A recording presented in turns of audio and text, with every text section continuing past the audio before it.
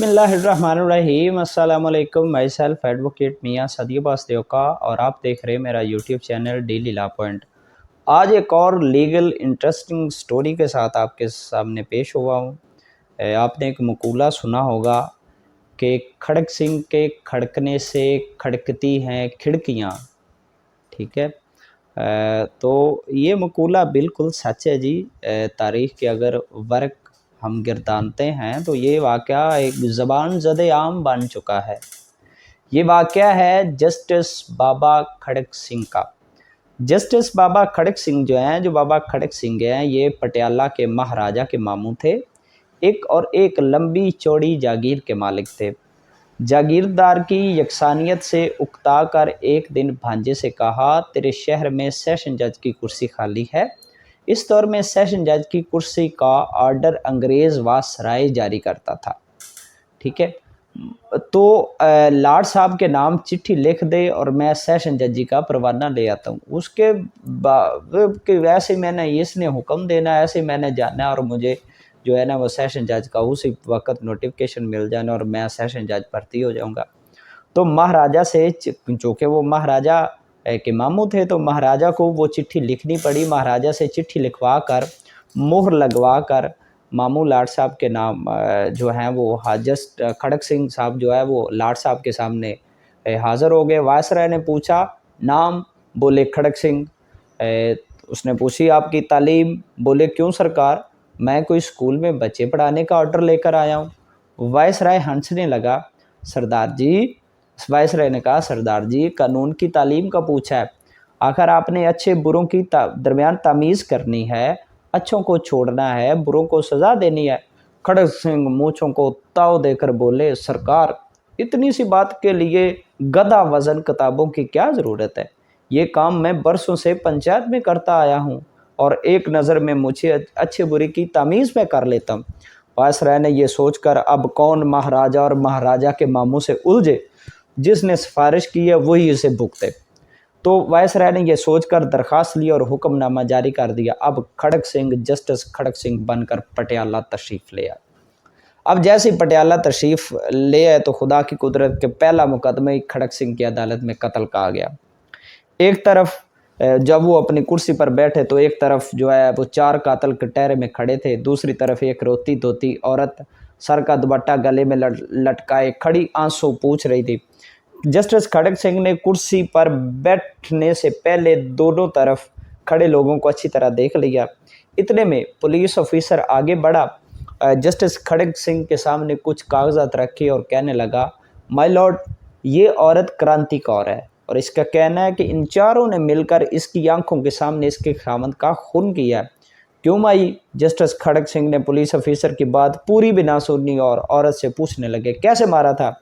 औरत बोली, सरकार जो दाएं तरफ खड़ा है इसके हाथ में बर्छा था, दरमियान वाला कई लेकर आया था और बाकी दोनों के हाथ में लाठियां थीं। ये चारों कमाद के ओले से अचानक निकले और मारा मारी शुरू कर दी। इन जालिमों ने मेरे सर के ताज को जान से मार दिया। जस्टिस खड़क सिंह ने मूंछों को ताव देकर गुस्से से चारों मुलजमान की तरफ देखा और कहा, क्यों भाई, तुमने बंदा मार दिया? और ना जी ना, मेरे हाथ में बेलचा था, कई नहीं, एक मुलजम ने बोला। दूसरा मुलजम बोला, जनाब मेरे पास बर्छा नहीं था, एक सोटी के आगे द्रांति बंदी थी, बेरी के दरख्त से टहनियाँ काटने वाली।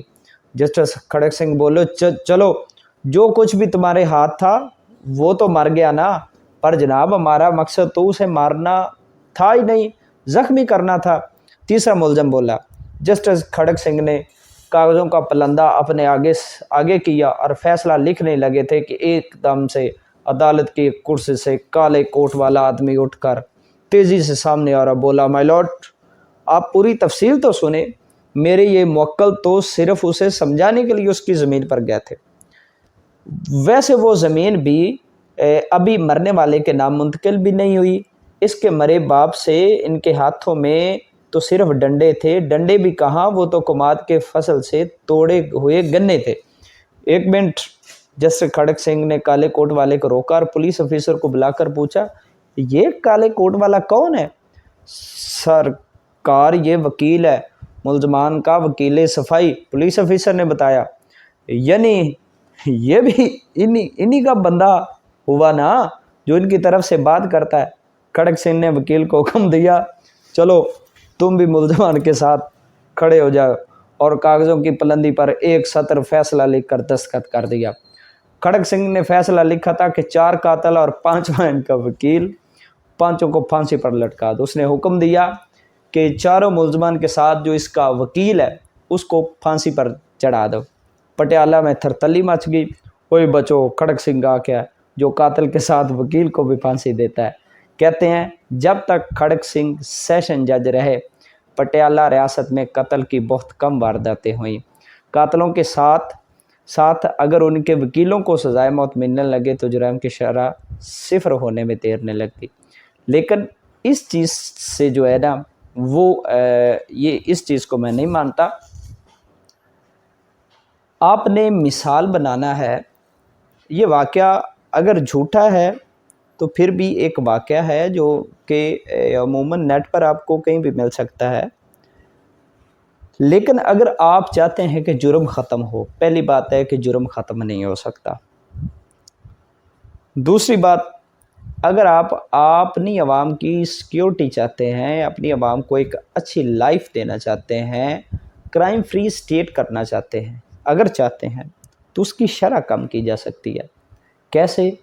اپنی سزاؤں کو مثال بنائیں، اپنی سزاؤں پر عمل درآمد کروائیں، لیکن نہیں، سزا پر عمل درآمد ہوتا ہی نہیں۔ سزائیں صرف جج کی منشا اور مرضی کے مطابق کی جاتی ہیں۔ انصاف کہاں پر پورا ہونا ہے؟ جو غریب ہے وہ تو انصاف کروا ہی نہیں سکتا عدالت سے، وہ تو انصاف لے ہی نہیں سکتا عدالت سے، وہ تو بیچارہ پس رہا ہے۔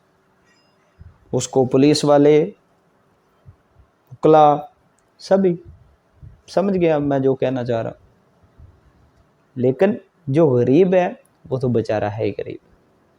انصاف تب ہوگا جب آپ ملزموں کو سزا دیں گے، سزا کے بعد اس سزا کی ایگزیکیوشن کروائیں۔ اگر زنا کے ایک ملزم کو آپ سر عام پھانسی پر لٹکا دیں تو میں دیکھتا ہوں کہ اس علاقے میں کون زنا کرے گا؟ کبھی بھی نہیں ہوگا۔ جہاں پر سزاؤں کا نظام سخت ہے وہاں پر کرائم بہت کم ہے، تقریباً نہ ہونے کے برابر ہے۔ سعودی عرب کی مثال لے لیں، دبئی کی مثال لے لیں، باہر کنٹریز کی مثال لے لیں۔ سعودیہ میں کیونکہ سزا کا نظام سخت ہے، نہیں کرائم کرتے، جیسے ہی کوئی چوری کرتا اس کے ہاتھ کاٹ دیتے ہیں۔ پتہ ہے نا بھائی اگر میں نے چوری کی تو میرے ہاتھ کٹ جائیں گے۔ پاکستان میں نہیں ہے۔ پاکستان میں ڈکیتی کا مقدمہ بھی وہ جج سنتا ہے جس کو قانون کہتا ہے کہ اس جرم کے تحت اگر جرم ثابت ہوتا ہے تو اس کو 10 سال سزا دو، اور قانون کہتا ہے نہیں جی، جو جج اس کو سنے گا وہ سنتا ہے وہ صرف 7 سال تک سزا دے سکتا ہے، 7 سال سے اوپر نہیں۔ یہ کیا ہے؟ افسوس ہے، بالکل افسوس ہے۔ انشاءاللہ پھر کسی دیگر ویڈیو میں آپ کے ساتھ ملاقات ہوگی، تب تک کے لیے اللہ حافظ۔